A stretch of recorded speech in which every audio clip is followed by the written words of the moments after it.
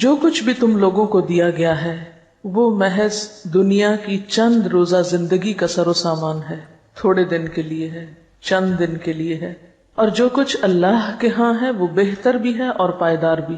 دوسری دنیا میں، دوسرے گھر میں جو کچھ ملنے والا ہے وہ اس دنیا کے مقابلے میں زیادہ اچھا ہے اور باقی رہنے والا بھی، لیکن وہ ہے کس کے لیے؟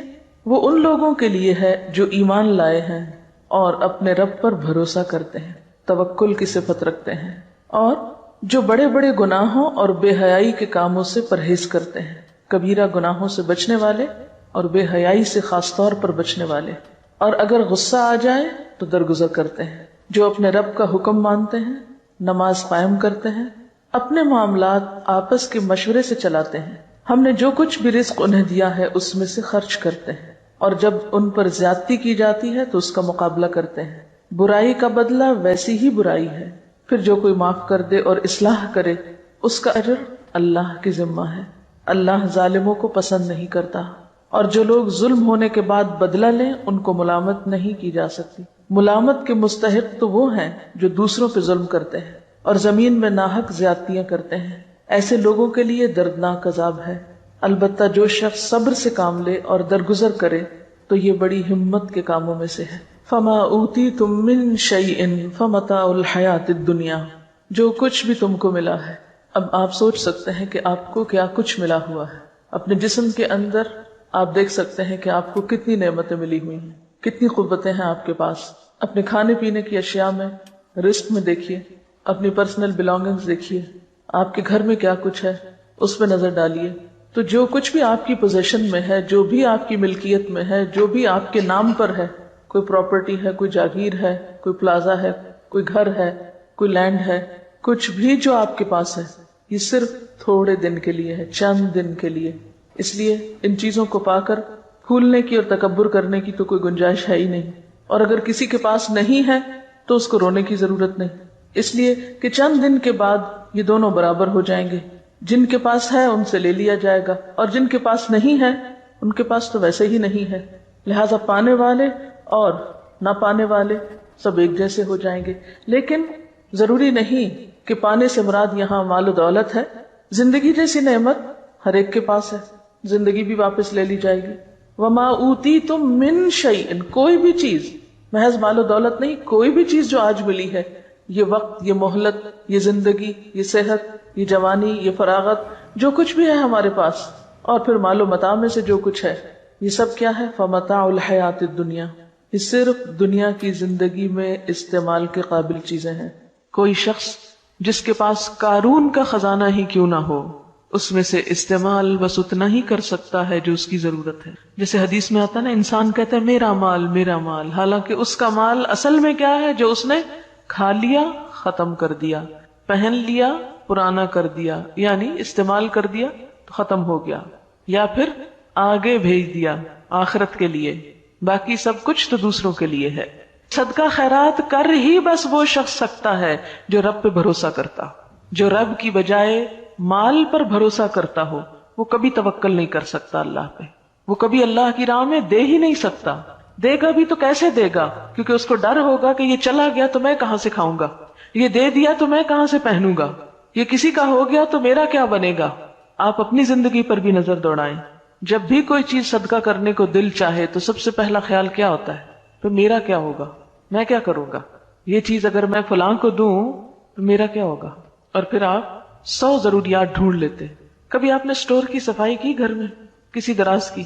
پہلے آپ تنگ آتے ہیں چیزوں سے اور آپ سوچتے ہیں میں نے ان سب کو نکال دینا ہے، پھر آپ دراز صاف کرتے ہیں، چیزیں نکالتے ہیں، چھانتے پٹکتے، پھر آپ دوبارہ رکھنے لگتے ہیں، پھر آپ کہتے ہیں یہ اس کام آئے گی، یہ حصہ آئے گی، یہ حصہ آئے گی، اسے ایسا کوڑ کباڑ دوبارہ سارے کا سارا ایز اٹ از سیٹ ہو کے دوبارہ دراز میں آ جائے گا، سٹور میں آ جائے گا، سمٹ جاتا ہے نا۔ جب بکھرا ہوتا ہے تو انسان تنگ آتا ہے، کیا بلا ہے، اور جب سمٹ جاتا ہے تو انسان کہتا ہے اب کام آ جائے گا، اور پھر سال کے بعد صفائی کرتے ہیں تو وہ کسی کام نہیں آتا، اور ویسے کا ایسا ہی ہوتا ہے۔ یاد رکھیں، اگر کوئی چیز بن میں بھی ڈالنی پڑے نا تو اس نیت سے ڈالا کریں جو ذرا غیر ضروری ہو، کہ کئی اللہ کی مخلوق بیچاری غریب بن کھول کھول کے چیزیں ضرورت کی نکالتی، یہ ان کے کام آ جائے گی، کوئی بات نہیں۔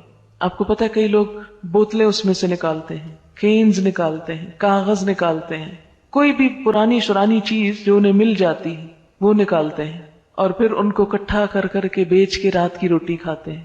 تو اگر آپ نے کوئی بھی غیر ضروری چیز اس نیت سے ڈال دی اس میں چلو ان کے کام آ جائے گی، میں اپنا لالچ تو دور کروں، جانے دوں، چھوڑو اس کو، بہت رکھ لی اپنے پاس، تو اس چھوٹی سی نیکی کو بھی حقیر نہ سمجھے. وما عند اللہ خیر، اب اس میں سے بھی جو اللہ کے پاس بھیج دیا وہ سب سے بہتر ہے، خیر بہتر ہے، اچھا ہے. وہ جو وہاں جا کے لوگے وہ اچھا ہے. وہ ابقا، اور زیادہ باقی رہنے والا ہے، ہمیشہ کے لیے. اگر دنیا میں بھی آپ کے پاس سب سے اچھی چیزیں ہیں تو بھی ان کو بقا نہیں، کوئی ٹوٹ جاتی ہے، کوئی پرانی ہو جاتی ہے، کوئی میلی ہو جاتی ہے، کوئی گم ہو جاتی ہے. لیکن جو اللہ کے پاس ہے نہ اس کو ٹوٹنا ہے، نہ پرانا ہونا ہے، نہ گم ہونا ہے. ابقا، ایور لاسٹنگ، ہمیشہ رہنے کے لیے ہے. یعنی کسی کو آج ان نعمتوں کا مل جانا اس بات کی ضمانت نہیں کہ کل بھی ملے گا، یا جس کو آج ملا ہے وہ کل کا بھی حق رکھتا ہے. نہیں، آج پانے والے کل محروم بھی ہو سکتے ہیں. ہاں، ان نعمتوں کی حفاظت اور ان کو باقی رکھنے کا گر کیا ہے، طریقہ کیا ہے، ان کو ہمیشہ کے لیے کیسے بچایا جائے، کیسے پریزرو کیا جائے، کس طرح ان سے فائدہ اٹھایا جائے، اس کے لیے آج ان نعمتوں کے ساتھ کچھ صفات اور کچھ کوالٹیز اپنے اندر پیدا کرنے کی ضرورت ہے. ان میں سب سے پہلی چیز جو یاد رکھنے کی ہے وہ کیا کہ للذین آمنوا، یہ سب ان لوگوں کے لیے ہے جو ایمان والے ہیں. نمبر 2، وعلی ربہم یتوکلون، وہ اپنے رب پر بھروسہ رکھتے ہیں. توکل کرنا اور نہ کرنا دو مختلف طرح کی نفسیات ہیں، دو مختلف رویے ہیں. توکل کرنے والے، اپنے رب پہ بھروسہ کرنے والے اور طرح جیتے ہیں، اور مایوس شخصیتیں اور طرح جیتی ہیں. نا امیدی اور مایوسی انسان کو ایک مختلف راہ پر لے جاتی ہے. وما عند اللہ خیر وابقا للذین آمنوا وعلی ربہم یتوکلون، اللہ پہ بھروسہ کرنے والوں کو ہی زیادہ ملا کرتا ہے، وہی باقی رہنے والی نعمتیں حاصل کر سکتے ہیں. ایمان کا تو مطلب ہی ہے مان جانا، یقین کر لینا، اور یہ جنم دیتا ہے کس کو؟ اعتماد اور بھروسے کو.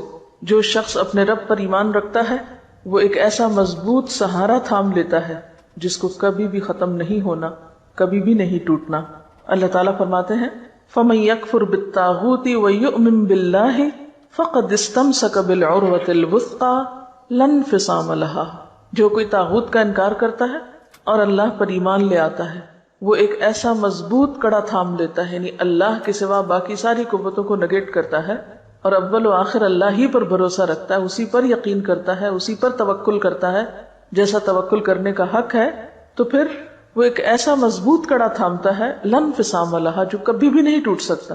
ایسا انسان کبھی بھی مایوسی کے کھڈ میں نہیں گر سکتا، کبھی بھی ہلاکت میں نہیں جا سکتا. واللہ سمیع علیم، وہ ہر موقع پر اپنے رب کو پکارتا ہے جو سننے والا ہے، جاننے والا ہے. ان کا دوست اللہ ہے. اللہ ولی الذین آمنوا، ایسے لوگوں کو اپنے رب کی دوستی نصیب ہوتی ہے، اس کی معرفت نصیب ہوتی ہے.